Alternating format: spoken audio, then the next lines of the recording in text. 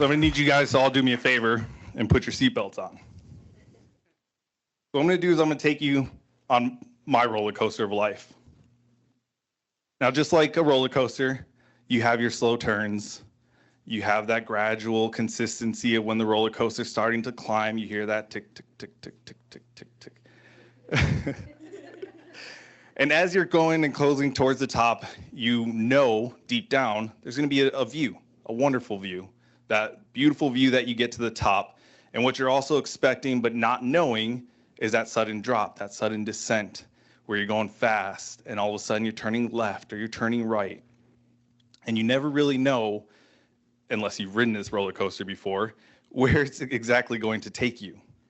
So today, you're going to join me on my roller coaster of life, and I'm going to talk to you about three main points of my roller coaster, which is my time during high school, my time during the military, and of course, my transition out of the military to where I am today.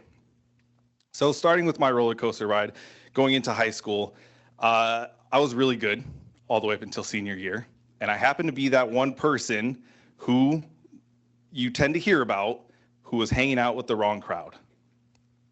So come my senior year, so close to graduation, and what do I decide to do? I decide to get involved with drugs, alcohol, gangs.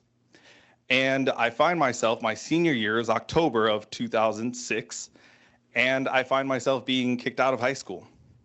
Why? Because I was arrested for possession of a concealed weapon on school property. Now, me shaking because of what my dad was going to do, and then also shaking because I thought I was going to be a high school dropout and not do anything with my life. I had some staff members from that school who really knew me during my time in high school, and they actually went out of their way to sign a petition for me to continue my education. I was blessed when they approved that petition, and I was therefore allowed to continue my education at a public school. It just couldn't be that school. They didn't want me anywhere near that school, but I was okay with that. So when that situation occurred, my dad came into my room and he told me a specific piece of information that I always hold dear to me to this day. And it was, I love you. I'm always going to love you no matter what, whether you live with me forever or not, that's your choice. But if you don't make a change, you're going to end up like me. And it's not a bad thing, but it wasn't what I wanted. So I find myself walking down the road one day, and what do I see? I see a recruiting office. So I decided to walk in. And here's where I made my decision. I walked into a Marine Corps recruiting office and I said, where do I sign? I was 18 at the time, so they were like, let's go.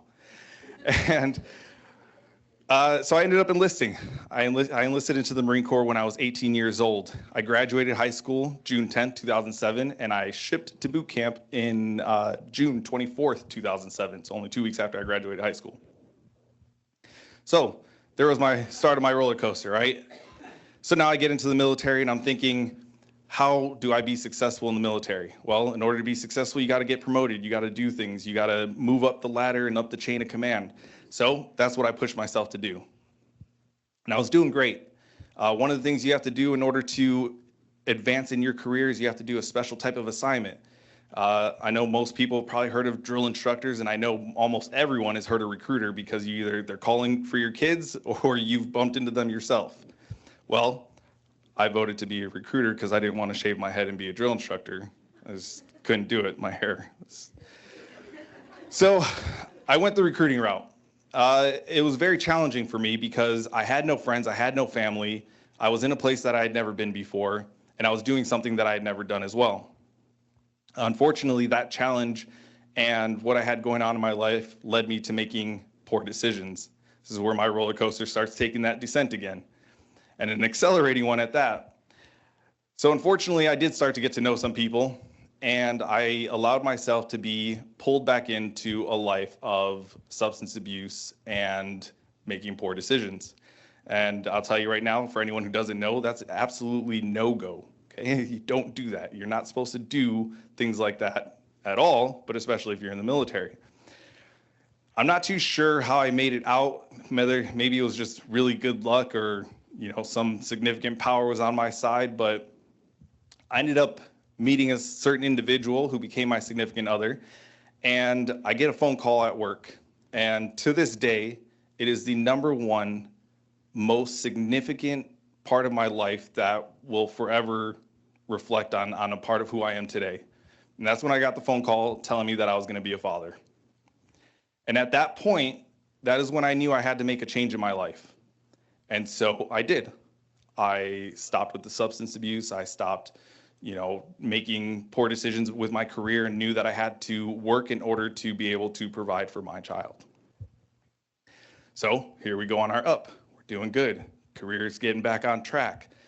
And it's not a bad thing, but things happen. So we ended up separating and going towards divorce. But I was also blessed with not only being able to be a father, but I was blessed with one of the greatest co-parents I could have ever asked for. And that co-parent supports me and has always supported my decisions, and we work at it in order for me to continue to be a good father. Well, that's where it led to the really twists and turns of my life, because then that's when I realized I had to sacrifice a career in order to make sure that I was a good parent. And so I did.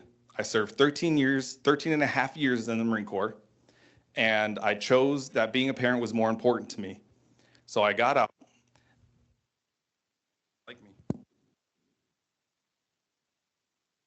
Okay, so I got out of the military, and I happened to transition at exactly during the time when COVID hit.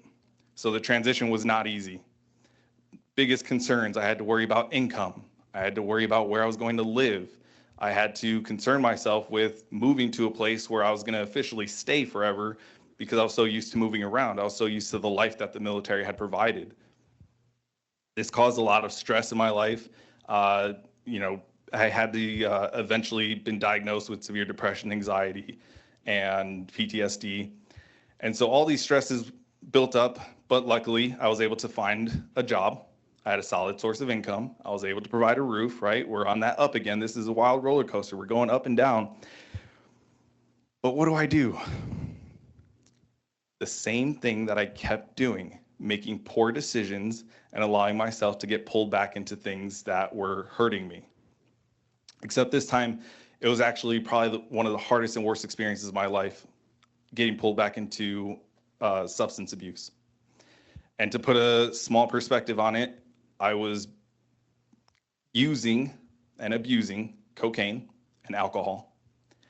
And again, perspective, if those who bake know how to bake or knows measurements, think of a teaspoon. I was consuming about a teaspoon of cocaine every other day, if not maybe more. And it started to scare me. Things were happening to my body that I didn't like, the pain, the come downs, the withdrawals, and then the amount of money that you put into things like that. It's kind of a big deal.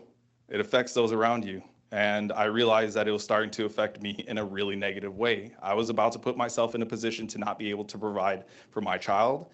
And as I said, I have a phenomenal co-parent. It is not that co-parent's job to take care of it all on their own. So I made a decision to push myself to stop. And I did. No assistance, no programs, no nothing. I stopped. And I chose to stop because I realized it is something that I needed to do in order to provide for my family and be there as a co-parent like I'm supposed to be. Now, that all sounds bad, I know, but here's the up. Slight up, right? It was one of those twisting turns and loops, when you drop your phone, you forgot to secure it. I ended up losing my job. That security, that I had a job in security, that was my sense of security. And I wasn't too sure what I was going to do afterward. But luckily, one of the benefits that I retained out of my transition out of the military was a GI Bill, and it's the ability for me to go to school and they pay me. Why wouldn't I do that? Doesn't make sense. So I decided I'm going to go to school. In my head, I thought I was going to go to school for business. It's the Valley. Why wouldn't you? There's jobs all over the place. Business just seemed like the right thing to do. So I do it. I sign up for business, and I'm going through my first semester, and I was on the ropes still, not 100% on what I was going to do next. Second semester rolls around, And I'm going through and I'm registering for my courses, and lo and behold, there's oral communication. Thought, I was a recruiter, I can talk to people. Let's try this oral communication class. And then I met Miss G. And I'm going to tell you that meeting her and being a part of this class and having this opportunity to be in front of you here today at Let Your Life Speak motivated me and has driven me to the point where I actually dropped my pursuit with business, and I'm actually now pursuing a degree in oral communications because my goal long term is to teach at San Jose City in oral communications. So, I thank you. And so with that being said, I went through hard times in high school. I went through hard times in the military. I transitioned out of the military, faced some hard times. And what I'm hoping that everyone takes away from here is no matter what challenges you're facing on a day-to-day basis, no matter what your roller coaster consists of, that you think about when that roller coaster comes to an end. For me, when my roller coaster comes to an end, I have an attendant, someone who says, thank you for coming, smiles, greets you, and tells you have a good day. Mine is a 6-year-old little girl sitting right there with a purple bow in her head. Every day, she's my driving force for me to do what I do. So my question to you is, when you go through your day-to-day life and your roller coaster and your ups and downs and loop after loop, who's your attendant at the end of the day? Who's the one asking you, or who's the one greeting you, smiling and saying, they hope you have a good day? Thank you.